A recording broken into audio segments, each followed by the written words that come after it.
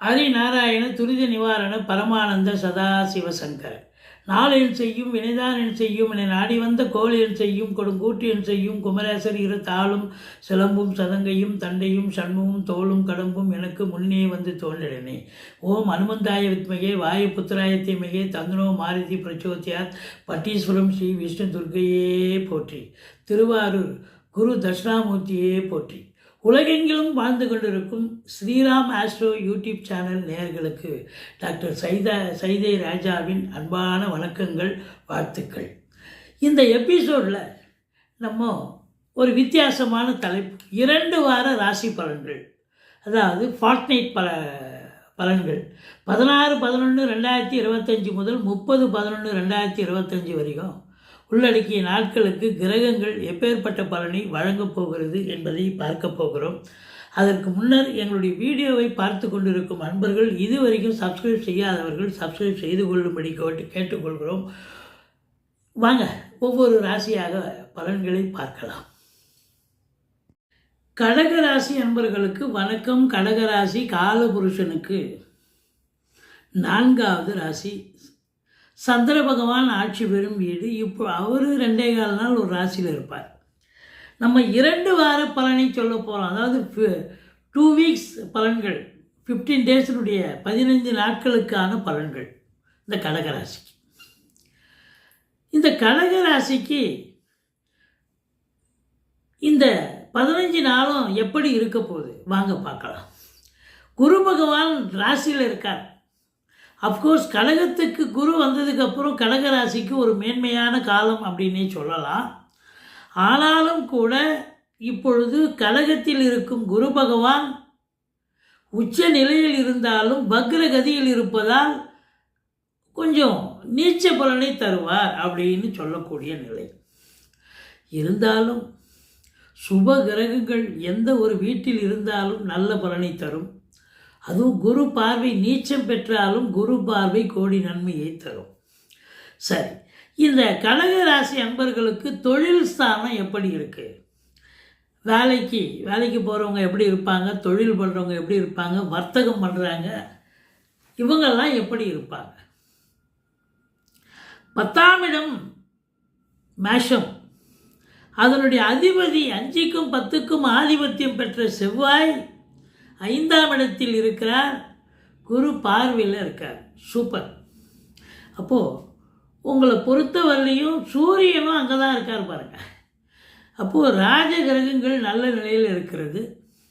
குறிப்பாக இந்த கடகராசியில் பிறந்தவங்களுக்கு இந்த கவர்மெண்ட்டு வேலைக்காக, அரசு உத்தியோகத்துக்காக முயற்சி பண்ணக்கூடிய இளைஞர்கள் கண்டிப்பாக முயற்சி பண்ணிங்கன்னா இன்டர்வியூ சக்ஸஸ் ஆகி நீங்கள் வேலை வாய்ப்பு கண்டிப்பாக கிடைக்கும்.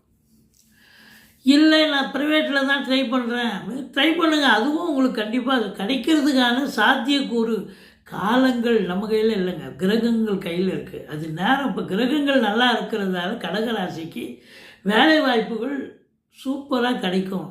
நீங்கள் முயற்சி பண்ணாமலே இருந்தாலும் கிடைக்கும், முயற்சி பண்ணால் கண்டிப்பாக கிடைக்கும்.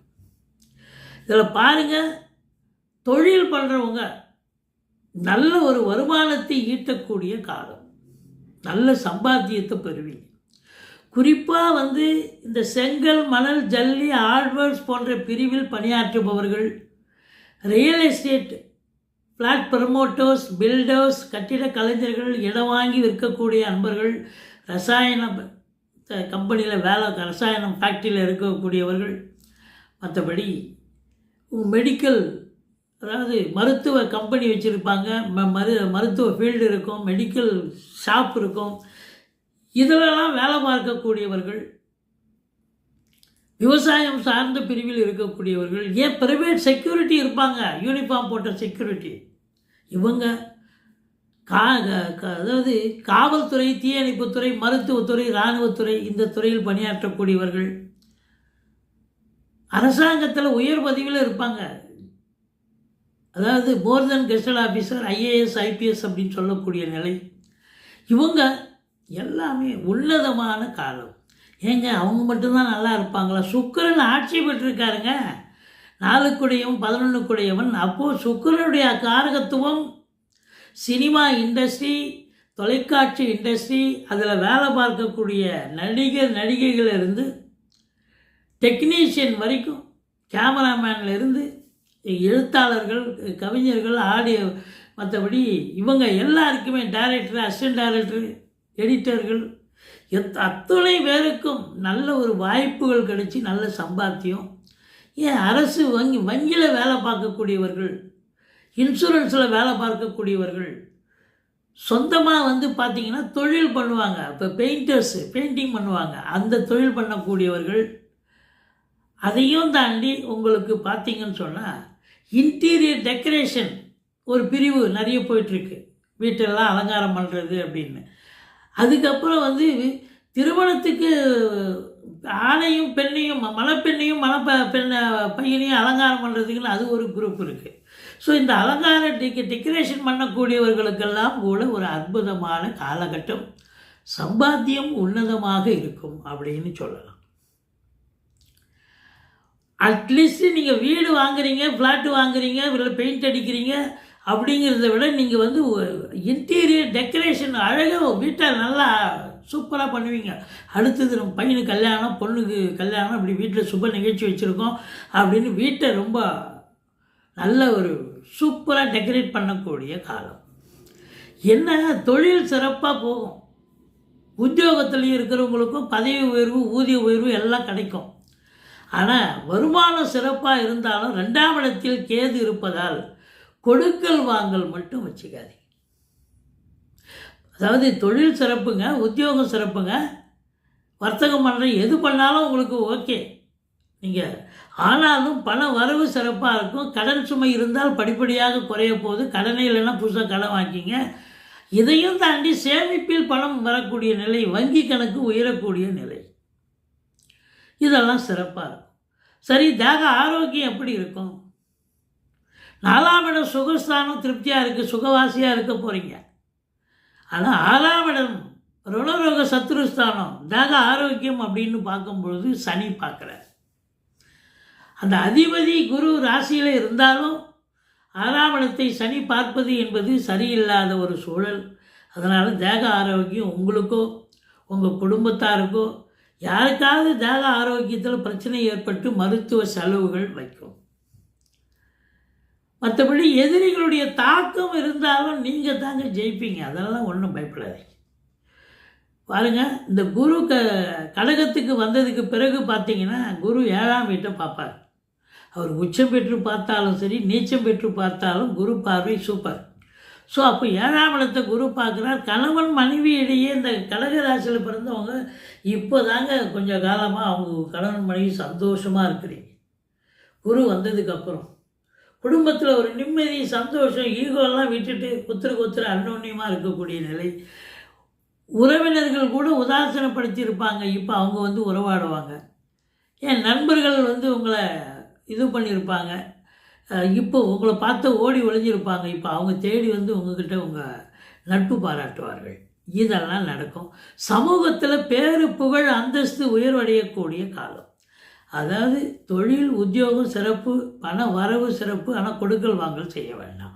அதையும் 2இல் கேது இருக்கிறதால பேசுவதையே தொழிலாக செய்யக்கூடிய கடகராசி என்பவர்கள் கொஞ்சம் பார்த்து பேசலாங்க. ஒரு ஆசிரியராக இருக்கீங்க, ஒரு ஜோசியராக இருக்கீங்க, ஒரு வழக்கறிஞராக இருக்கீங்க, கொஞ்சம் பார்த்து பேசணும். ஏன்னா ஒரு வார்த்தை ஸ்லிப்பாகி, இந்த டங்கு ஸ்லிப்பாகின்னு சொல்லுவாங்களே, அதுபோல் ஏதாவது ஒரு வார்த்தை ஸ்லிப்பாகி உங்களை அப்படியே ஒரு மாதிரி ஆக்கிடும். அதாவது பிறப்பு ஜாதகம் சரியில்லை, அது இப்போ தசாபுத்தி சரியில்லைன்னா இதுவும் சேர்ந்து கைகோத்து உங்களை பிரச்சனை ஆக்கிடும்.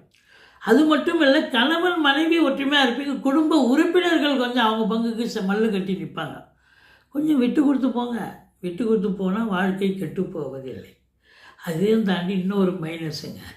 என்ன மைனஸ்ன்னு நிறைய சொல்கிறீங்கன்னாக்கா, இந்த 8ல் ராகு இருக்கார். வெளிநாடு போயிட்டீங்கன்ற பேர் வெளியில் போயிட்டீங்கன்னா ஓகே, எஸ்கேப். ஆனால் இங்கே தான் இருக்கிறீங்க அப்படின்னா ஏதாவது ஒரு பிரச்சனை உங்களுக்கு தேடிட்டு வரும். ஒரு அசிங்கம், ஒரு அவமானம் கண்டிப்பாக இருக்கும். மற்றவங்களுக்கு ஜாமீன் கையெழுத்து போடுறது, மற்றவங்களுக்காக நிற்கிறது, அவங்களுக்காக மல்லு கட்டுறது, அதெல்லாம் வேண்டாம். கடைசியில் நீங்கள் அசிங்கப்பட்டு அவமானப்பட்டு நீங்கள் வீட்டுக்கு தான் போகணும். அதனால் எச்சரிக்கையாக இருங்க, ரொம்ப ஜாக்கிரதையாக இருங்க. மற்றபடி இந்த 9ஆம் இடத்துல சனி இருந்தாலும் உங்களை பொறுத்தவரையும் குரு பார்வையில் இருக்கார். அதனால் ஒன்றும் பெருசாக ஒன்றும் பண்ணாது. சூரியனையே சனி பார்க்குது, இது குரு பார்க்குறார். சனி பகவானையும் குரு பார்க்குறார். அப்போ தந்தையினுடைய செல்வாக்கு பெருகும். தந்தை உங்களுக்கு அனுகூலமாக இருக்கக்கூடிய காலம். அரசியல்வாதிகளுக்கு பொற்காலம். அரசின் மூலமாக ஒரு நன்மைகள், லோன் ஃபெசிலிட்டிக்கு போகிறீங்க கிடைச்சிடும், இல்லை ஒரு சர்டிஃபிகேட் வாங்க போகிறீங்க கிடைச்சிடும். இதெல்லாம் கண்டிப்பாக கிடைக்குமா? கிடைக்கும். இந்த 11ஆம் இடத்தை சனி பார்க்குறது, மூத்த சகோதரம் இருந்தால் அவருக்கும் உங்களுக்கும் கருத்து வேறுபாடு வருங்க. மற்றபடி ஒன்றும் குறை கிடையாது. இதில் பாருங்கள், 4ஆம் இடத்து அதிபதி ஆட்சி பீடம். அப்போ வீடு வாங்க, மனம் வாங்க, தோட்டத்துறவு வாங்க, ஒரு சிலர் இன்வெஸ்ட் பண்ணக்கூடிய காலம். டென்ஷன் கிடையாதுங்க. முதல்ல டென்ஷனே கிடையாது. இந்த கடகராசி அன்பர்களுக்கு சந்தோஷமான நாட்கள். இந்த 15 டேஸும் சந்தோஷமாக தான் இருக்க போகிறீங்க. இல்லை, கேதுவுக்கு பிரீத்தி பண்ணிக்கிங்க. ஓம் அமிர்த கேதுவே போற்றி, பிள்ளையாரை வழிபாடு பண்ணுங்கள். 1008 தடவை சொல்லுங்கள் கேதுவே போற்றின்னு. அதே நேரத்தில் ஓம் அமிர்த ராகுவே போற்றின்னு 1008 தடவை சொல்லுங்கள், துர்க்கையை வழிபாடு பண்ணுங்கள். மற்றபடி முருகப்பெருமானுடைய அருளால் இந்த 15 நாளும் நீங்கள் சாதிக்க போகிறீங்க, சரித்திரம் படைக்க போகிறீங்க, சந்தோஷமாக இருக்க போகிறீங்க அப்படின்னு சொல்லலாம்.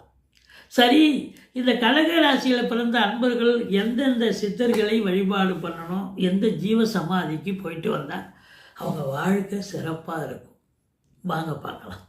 இப்போது புனர்பூச நட்சத்திரத்தில் பிறந்த கடகராசி அன்பர்களுக்கு கும்பகோணம், குடவாசல், செங்காலிபுரம் இந்த இடத்துல ராமானந்த பிரேமானந்த யோகின்னு இருக்காங்க. அவங்கள அந்த சித்தரை போய் வழிபாடு பண்ணுங்கள், அவருடைய திருநாமத்தை சொல்லுங்கள். மற்றபடி இந்த புனர்பூச நட்சத்திரம் அப்படின்னு சொன்னாலே ஸ்ரீராமர் பட்டாபிஷேகம் ஃபோட்டோவை வீட்டில் வச்சு மாட்டுங்க, வழிபாடு பண்ணுங்கள், உங்கள் அலுவலகத்தில் வச்சுங்க. அடுத்தது பூச நட்சத்திரத்தில் பிறந்தவர்கள் எந்த சித்தரை வழிபாடு பண்ணலாம்? பாளையங்கோட்டை வல்லநாடி சிதம்பர சுவாமிகள் சமாதி, அதாவது ஜீவசமாதி. சிதம்பர சுவாமிகள் அவருடைய ஜீவசமாதியை போய் வழிபாடு பண்ணுங்கள். சிதம்பர சுவாமிகளே போற்றி, போக முடியாதவங்க சிதம்பர சுவாமிகளே போற்றின்னு திருநாமத்தை சொல்லுங்கள். பூசம் அப்படின்னு சொன்னாலே உங்களுக்கு லட்சுமி கடாட்சம், லக்ஷ்மி வழிபாடு பண்ணுங்கள். சாய்பாபா ஃபோட்டோவை வீட்டில் வச்சுங்க. உங்கள் லெட்டர் பேடு, அப்புறம் விசிட்டிங் கார்டு, இதெல்லாம் நீங்கள் சாய்பாபா ஃபோட்டோ வைக்கலாம். அம்பு படம் வச்சுக்கலாம். இதெல்லாம் நீங்கள் வழிபாடு பண்ணிங்க. சாய்பாபா ஃபோட்டோ வீட்லேயும் வச்சுக்கலாம். அந்த வழிபாடு பண்ணிங்கன்னா நல்லா வருவீங்க அப்படின்னு சொல்கிறோம். அடுத்தது ஆயில்யம். ஆயில்ய நட்சத்திரம் பொன்மராவதி, புதுக்கோட்டை பொன்மராவதியிலேருந்து புதுக்கோட்டை போகிற வழியில் சாதுபுல்லான் அப்படின்னு ஒரு அப்பா சித்து சுவாமிகள் இருக்காங்க. அவருடைய ஜீவசமாதியை போய் பாருங்கள். ஆயில்ய நட்சத்திரத்தில் பிறந்தவங்க ஆதிசேஷன், மகாவிஷ்ணு படுத்துட்டு இருப்பார் ஆதிசேஷன் மேலே, அந்த ஃபோட்டோவை வழிபாடு பண்ணுங்கள், நல்லா வருவீங்க. மற்றபடி எங்களுடைய வீடியோ பிடிச்சிருந்தால் லைக் பண்ணுங்கள், ஷேர் பண்ணுங்கள், சப்ஸ்கிரைப் பண்ணுங்கள், மறக்காமல் சப்ஸ்கிரைப் பண்ணுங்கள். நன்றி. வாழ்க வளமுடன்.